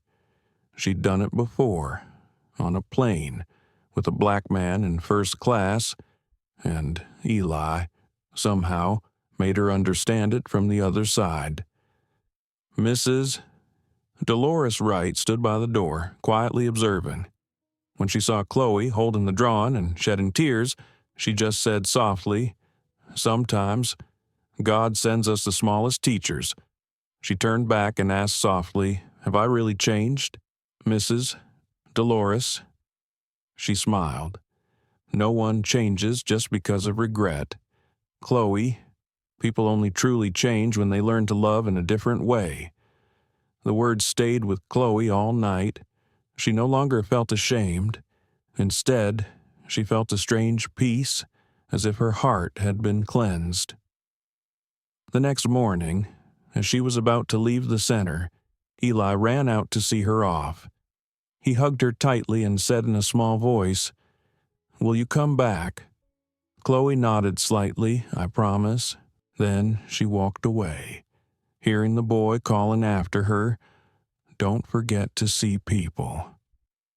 Miss Chloe. Her childish words made her laugh, but inside, tears were falling. On the way back to the city, sitting in the taxi, Chloe looked out the window, saw people hurrying by, sellers, workers, drivers, homeless people on the sidewalk. For the first time in her life, she didn't see them as crowds. She saw each person. She heard their breathing, saw their fatigue, their small joys, saw real life. She whispered to herself, "I have lived among people for so many years, but never seen anyone." That's when she understood her biggest mistake was not in offending a powerful man, but in forgetting the dignity of ordinary people.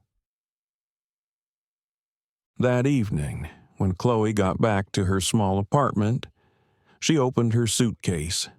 Inside were her course files, her notebooks, her community service certificate, but she didn't touch any of them. She took out Eli's drawing, pressed it flat, and placed it in a small glass frame. It hung right next to the first-class photo she'd taken, the one she'd once been so proud of. 2 images, 2 worlds. One is the luxurious light of the past. The other is the simple pencil strokes of the boy who taught her to see people with her heart. She smiled. In the small room, without uniform or airline logo, she still felt upright more than ever. The next day, as she prepared to return to Aurora Skyways headquarters, Chloe opted for a simple white shirt and no makeup. She didn't want to appear perfect anymore, she just wanted to be honest. Mrs. Dolores drove her to the dock. Before leaving, she held Chloe's hand tightly. "When you get there, take what you learned from Eli with you. Don't let anyone make you forget that every human being deserves to be seen." Chloe nodded, smiling softly. "Thank you. I think this is not just a 60-day suspension. This is 60 days for me to learn how to be a human being. Mrs. Dolores nodded, her eyes as gentle as the morning sun. Then you have graduated, girl. On the train, heading into downtown Los Angeles, Chloe sat by the window, watching the skyscrapers come into view. Somewhere in that glass building, the man she had once despised waited, but now her fear was gone. Instead, there was gratitude and a small hope that he would see she had truly changed. She gently opened the bag, took out Eli's drawing, looked at the words, "Thank you for seeing me." This time, she smiled and whispered, "No, Eli, thank you for helping me see." In that moment, Chloe knew she was forgiven not just by the boy, or by Derrick Lawson, but by the very person in the mirror she had once been unable to look straight at. When Chloe entered the 42nd floor conference room for the second time, the atmosphere was as solemn as before. But this time, she bowed her head, not in shame but in gratitude. And at the head of the table, Derrick Lawson was there, waiting for her, with the quiet gaze of someone who had just seen someone truly changed. Morning light streamed through the large glass walls, spreading across the conference floor like a warm silk ribbon. The room was the same as 60 days earlier, same long table, same formal chairs, same Aurora Skyways logo glittering on the wall. But this time, the feeling was less heavy. Chloe Parker walked in, clutching a folder, her course certificate, and a small, carefully wrapped frame Eli's drawing. She took a deep breath, looked around the room, and then stopped at the man sitting at the head of the table, Derrick Lawson.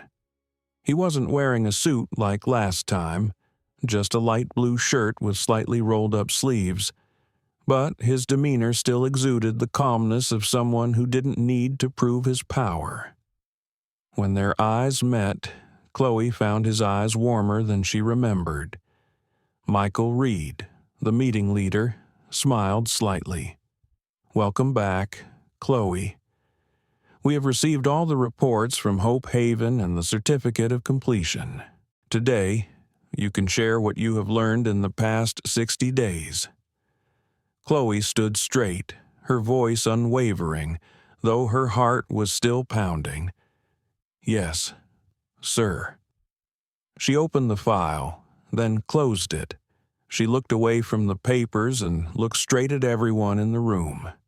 "I used to think I was the one who protected the image of the airline, the one who made sure first class was always up to standard, always luxurious. But really, I was just protecting my ego." She stopped, breathing lightly. The air in the room became still.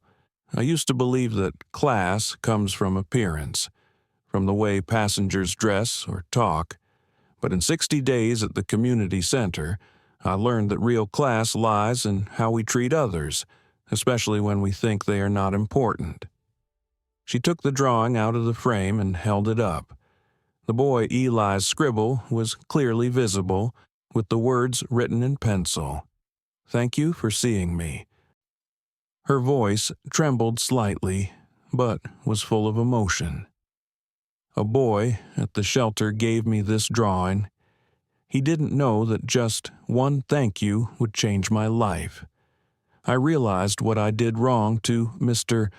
Lawson is what thousands of other people have to endure every day, being looked through as if they don't exist." Derrick was silent, his eyes never leaving her. Chloe continued, "I don't want to be absolved. I just want to prove that this lesson has really resonated with me. That I can use my story to teach others, young flight attendants, that respect is not a professional obligation, but a human quality." She stopped, bowed her head slightly. A silence fell. Only the soft hum of the air conditioner and sunlight filtering through the curtains could be heard. Michael Reed looked at Derrick Lawson and nodded slightly. Derrick leaned forward, placing his hands on the table. His voice was low and slow, but steady. "Miss Parker, when I first saw you at the airport, I didn't just see a hot-tempered flight attendant. I saw a young person lost in superficial rules, forgetting the heart of the profession." He paused, then smiled. "And today, I see a different person, more humble, more profound, and able to see others." Chloe swallowed and bowed her head slightly. Derrick turned to the council. "My point is clear. Aurora doesn't need perfect people. We need people who can learn from their mistakes. I recommend that Ms. Parker be reinstated on a 6-month probationary period." The HR representative nodded. "Okay, but there is one more condition, as suggested by Mr. Lawson." She looked up, her eyes curious. Derrick continued, "You will be joining the new flight attendant training program not as a skills instructor, but as a storyteller. Your own story." Chloe sighed softly. "You want me to tell you what I did wrong?" Derrick smiled gently. "Not to blame, but to remind others that every action, no matter how small, can make someone feel slighted or seen. You've been through both. Now it's time to help others avoid the first path." A small round of applause broke out from Michael and the council members. Chloe bowed her head, tears streaming down her face. But this time, they were tears of relief. "Thank you. Mr. Lawson, I promise, I will never forget that someone believed in my ability to change." Derrick stood up, walked over, and held out his hand. She hesitated a moment, then shook his hand. It was real, firm, and even, Derrick said softly. "Just enough for her to hear I told you. Miss Parker, respect doesn't wear on clothes, and today, you just proved it right." Chloe smiled, her eyes shining with simple pride. As she left the conference room, the afternoon light stretched across the hallway. She walked slowly, feeling as if a new door had opened in her life. At the end of the hallway, Michael called out, "Welcome back, Chloe." She turned back, smiling brightly. "Thank you, Michael. And this time, I will see the real people." That afternoon, as she left the building, Chloe looked up at the sky. An Aurora Skyways plane had just taken off, leaving a white trail across the deep blue. She touched her chest where her flight attendant name tag had been, and smiled. Without a logo, she still knows she belongs here not because of the uniform, but because her heart has learned to respect. But Chloe's journey didn't stop there. A week later, she was assigned to her first flight attendant training assignment. And, ironically, the person invited to speak on the value of respect in the airline industry was none other than Derrick Lawson. That training session was a new beginning for Chloe Parker, a slow but meaningful one. After her talk with Derrick, she left the room with a strange sense of relief. He didn't bring up the past, didn't repeat any lessons. There was just one short sentence as they shook hands. "Let your work speak for you." The words echoed in her head all night. And the next morning, she received her official orders the first flight after her recovery LAX to Denver and back to LAX. A short, normal domestic route. But to Chloe, it felt like her first exam after being reborn. Before leaving the house, she took out the photo frame with Eli's drawing, gently stroked the words, "Thank you for seeing me," and smiled. "I won't forget again," she whispered. At the Los Angeles airport that morning, Chloe wore her navy blue Aurora Skyways uniform. It was the same shirt, but it felt different. It was no longer a badge of status, but a reminder that every time she wore it, she had to be worthy of the trust others placed in her. Today's flight crew consisted of 3 flight attendants, including Lena, a young girl fresh out of college, with eager eyes and a chirpy voice. Chloe was assigned as the team leader. She would guide Lena on her first shift. "Are you nervous?" Chloe asked, as they were checking the luggage compartment. "I'm a little scared, especially of difficult guests." Chloe smiled slightly. "Just remember one thing. Everyone on this flight is leaving or returning from something important. We're just a part of their journey. Make them feel welcome." Lena nodded, but still looked worried. As passengers began to board, a small incident occurred. A middle-aged black man was misplaced. His ticket said business class, but the system put him in economy. The young flight attendant, Lena, was confused, trying to check on the tablet but couldn't handle it. She looked around. Her voice gradually lowered, I think. Maybe he printed the wrong ticket. Chloe approached, glanced at the ticket, and smiled. "No, it's a system error. I'll take care of it." The man was a little annoyed, his voice somewhat hurt. "I bought a business class ticket. Miss, I don't want to be treated like I'm demanding something." Chloe bowed her head, her voice calm and sincere. "Sir, I understand that feeling, and you are absolutely right. This is our fault, not yours. Please give me a minute to put things back in order." She looked at Lena, gently motioning for him to follow.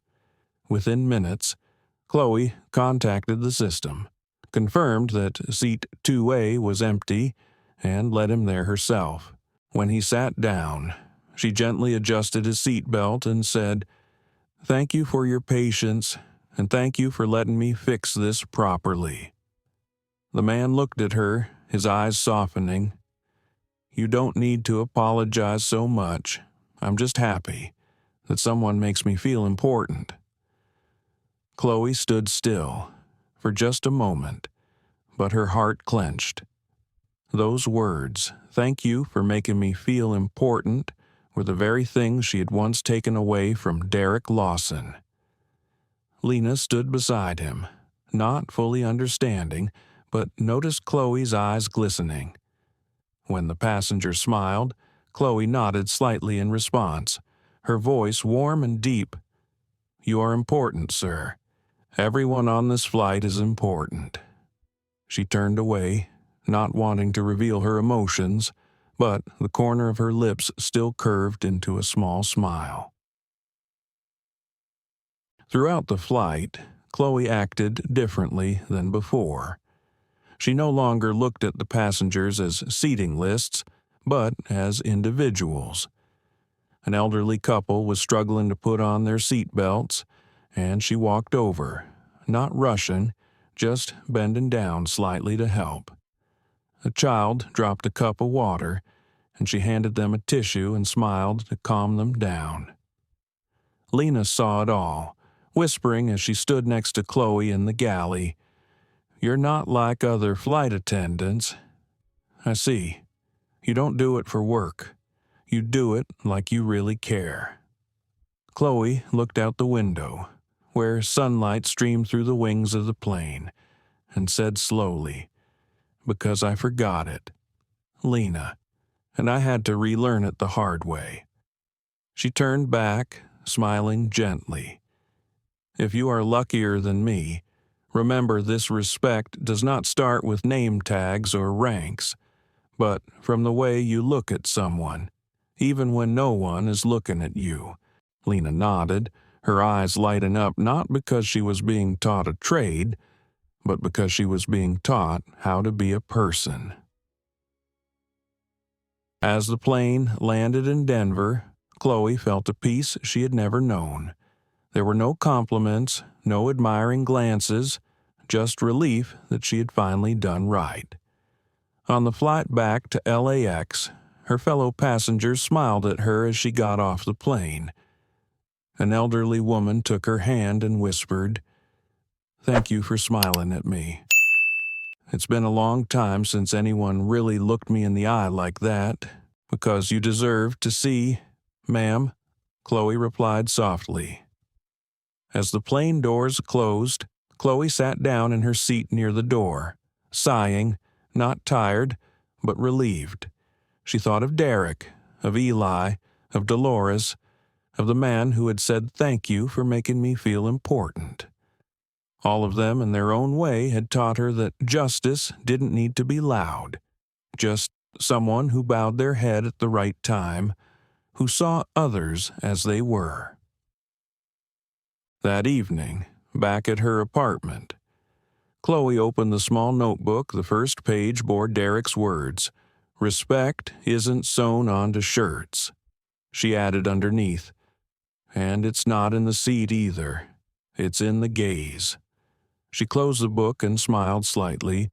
Tomorrow, she would fly again, short flights, different people, untold stories. But every time she met a tired look, an angry voice, she would remember the old drawing and Eli's words, "Thank you for seeing me." And, perhaps, from now on, that will be her motto in life. A month after the flight, Chloe was invited to a special meeting at Aurora Skyways headquarters. She thought it was the annual team meeting, but when she entered the room, she realized what she saw. Derrick Lawson was standing at the podium, and the story he was about to tell would silence the entire airline. That meeting was unlike any other. There were no revenue tables, no charts filled with numbers. Instead, Derrick Lawson stood in the middle of the room, microphone in hand, his voice low and soft, more storytelling than speechifying. He spoke of the power of respect, of how an organization can lose its soul in a moment if it forgets human dignity. Chloe sat in the third row, unrecognizable as the character in Derrick's story because he didn't name her. He said only that sometimes one person's mistake is the opportunity for the whole system to heal. When the meeting ended, everyone filed out of the auditorium. Chloe lingered, watching him walk down the hall, his posture as steady and composed as the first day she met him. A feeling of gratitude welled up in her chest, making it impossible for her to leave right away. Late afternoon, in the employee parking lot at LAX, the last light of day was golden. Chloe saw Derrick Lawson standing next to a waiting black sedan. He had no bodyguards, no entourage, just alone, serene, holding a steaming cup of coffee. She paused for a few seconds, hesitating. But then, with all the courage she had found after that journey, Chloe stepped forward. "Mr. Lawson." He turned back, his eyes kind and deep. "Miss Parker." The two stood face to face in the quiet courtyard of the parking lot. The plane whistled in the distance, the sound of its engine mingling with the wind.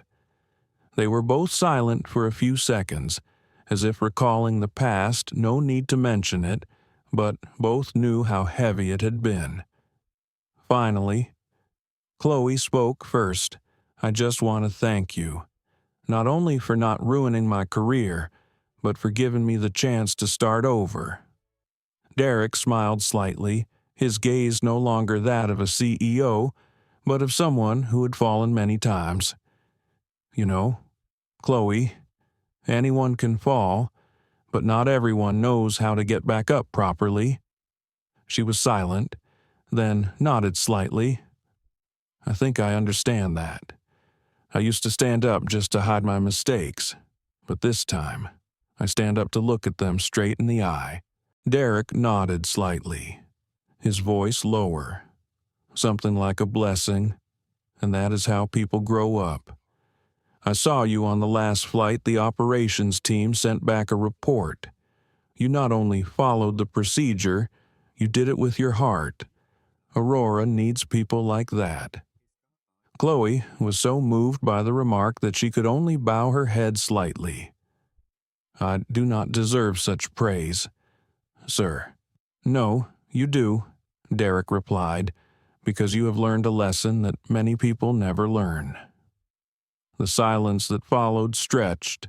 The last rays of sunlight touched Chloe's hair, and a gentle breeze blew, carrying the scent of coffee from Derrick's hand. She felt as if all the burdens of the past had melted away that afternoon. She held out her hand, trembling slightly.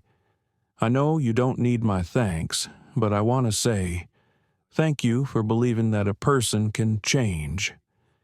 Derrick looked at the hand for a moment, then reached out to shake it.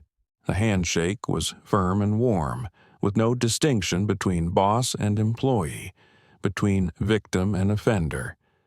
There were only two people, one who had been slighted, and one who had made mistakes, who understood that true justice was not punishment, but rebirth.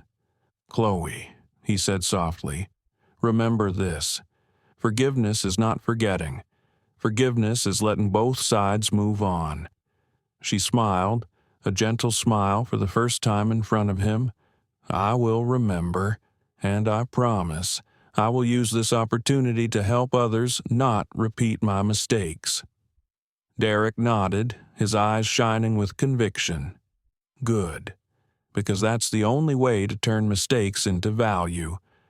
A black car stopped in front of them. The driver opened the door. Derrick turned to look at Chloe, his voice deep as if he wanted to close an old chapter. "See you in the sky, Miss Parker." "Yes, Mr. Lawson," she replied with a touching smile. "This time, I will see everyone." The car rolled slowly out of the parking lot. Chloe watched it until it was out of sight. She felt more than gratitude, but a sense of relief, as if she had just completed a journey she had never expected to go so far. She looked up at the western sky, where the sunset was dying red. An Aurora Skyways plane took off, leaving a trail of white smoke. Chloe smiled and whispered into the wind, "I will fly with that belief."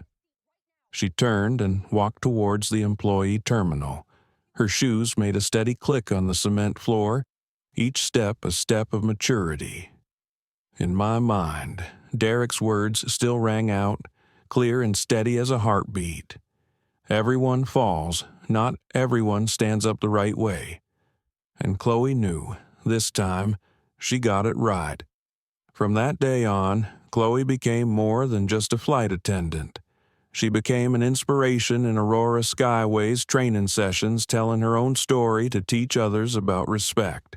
But during one particular training session, when she saw the face of a new trainee, her heart stopped because the look in her eyes was so familiar. It was a peaceful morning at the Aurora Skyways Training Center, not far from LAX Airport. The sunlight shone through the large glass panels, reflecting off the rows of new trainees.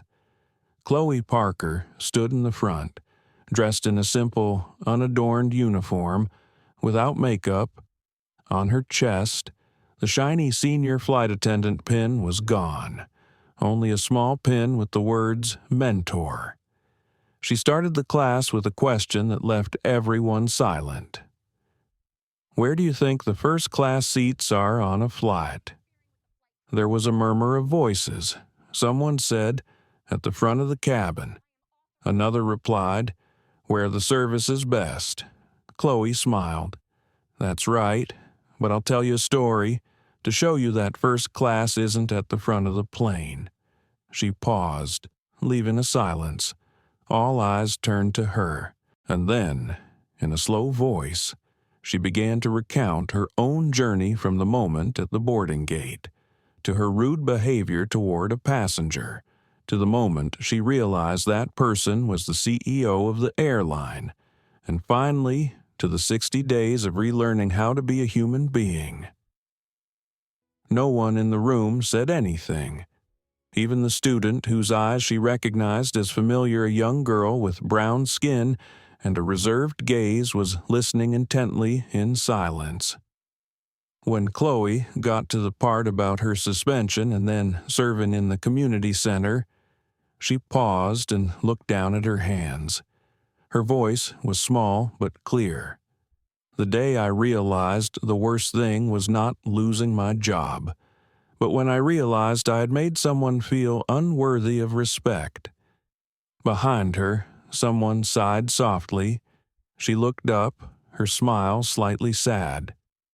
I used to think that maintaining a luxurious image was what protected the airline's reputation, but in fact, what protected this airline was how we maintained the dignity of each passenger. After class, the young student whose eyes caught Chloe's attention walked up. She introduced herself. "My name is Maya Reed. I'm the niece of Mr. Michael Reed. Mr. Lawson has mentioned him many times." Chloe was surprised. Maya smiled, her voice trembling slightly. "I heard about you from Uncle Michael. He said you were the reason this diversity and respect training program was created. I just wanted to say, thank you for having the courage to tell me about your mistake." Chloe looked at the girl, recognizing the pure, unjudgmental admiration in her eyes. "Not everyone can say thank you for a mistake," she said softly. "But that's what keeps us human." They stood there, by the window, watching the planes take off one after another. Chloe continued, as if confiding, "You know, Maya, I used to think that justice was when the wrongdoer had to pay a heavy price, but now I understand. True justice is sometimes giving them a chance to make things right, so they are no longer the person their mistake made them." Maya nodded slightly. "I think that's what Mr. Lawson always believed." That made Chloe smile. Time passed. The training ended. The students left the classroom, leaving Chloe alone. She looked around the room where she had been a few years ago, cold, confident, but uncertain of her true worth. Now, in the silence, she heard what she had never heard before, the voice of another person. She stepped out into the hallway, where Aurora Skyways' new slogan hung, "Respect elevates everyone." Below the tagline is the small print, "The program was initiated by CEO Derrick Lawson and a training team led by Chloe Parker." She stopped, looked at the words, and gently touched the sign. A smile appeared on her face, not one of pride, but of peace. In the afternoon, when Chloe went to the airport to prepare for her new flight, she met Michael Reed again. He greeted her with a friendly smile. "I heard you just finished your training. Lawson is very proud." Chloe humbly said, "I just tell what I experienced. I think sometimes real stories are more powerful than lectures." Michael nodded. "That's right, and maybe that's why Aurora is different now. People don't look at who sits in which chair anymore. They look at how each other looks at each other." The remark made Chloe look out at the runway, where the sunlight reflected off the hull of a taxiing plane. She said softly, "Mr. Lawson changed a culture simply by not reacting." Michael laughed. "As for you, you changed by standing up in the right direction." As the plane took off, Chloe looked around the cabin. She saw a young mother holding her child, a worker dozing, a businessman tapping away on his laptop, and an old man smiling at her as he was refilled with tea. All of them, each with a life, a reason, a journey, and she realized that this was real first class. Not because of the fare, not because of the wide seats or the wine, but because in this cabin, everyone is seen no more, no less. Chloe stood still for a moment, then turned back to help a passenger adjust her seatbelt. When the old woman said softly, "Thank you, young lady. You're very kind," she just smiled and replied softly, "No, ma'am, I'm just doing the right thing." As the plane touched down, Chloe stepped out of the cabin door, bowing to each passenger. Each handshake, each smile, had a meaning she had never understood. Before leaving the cabin, she looked down the aisle, saying to herself, first class isn't at the front of the plane. It's in how you look at others. The door closed, and in that moment, Chloe knew her journey to regain her dignity had ended not with glory, but with peace, somewhere high up. Derrick Lawson looked out his office window and saw Aurora Flight AS214, the same flight number as the previous one, just leaving the runway. He smiled, put down his coffee cup, and said softly, "Good job, Chloe Parker." Then he returned to his desk, where there was an old photo of him and the new crew Chloe standing in the middle, smiling gently. Life is sometimes like a plane ride. You can't choose who sits next to you, but you can choose how you treat them.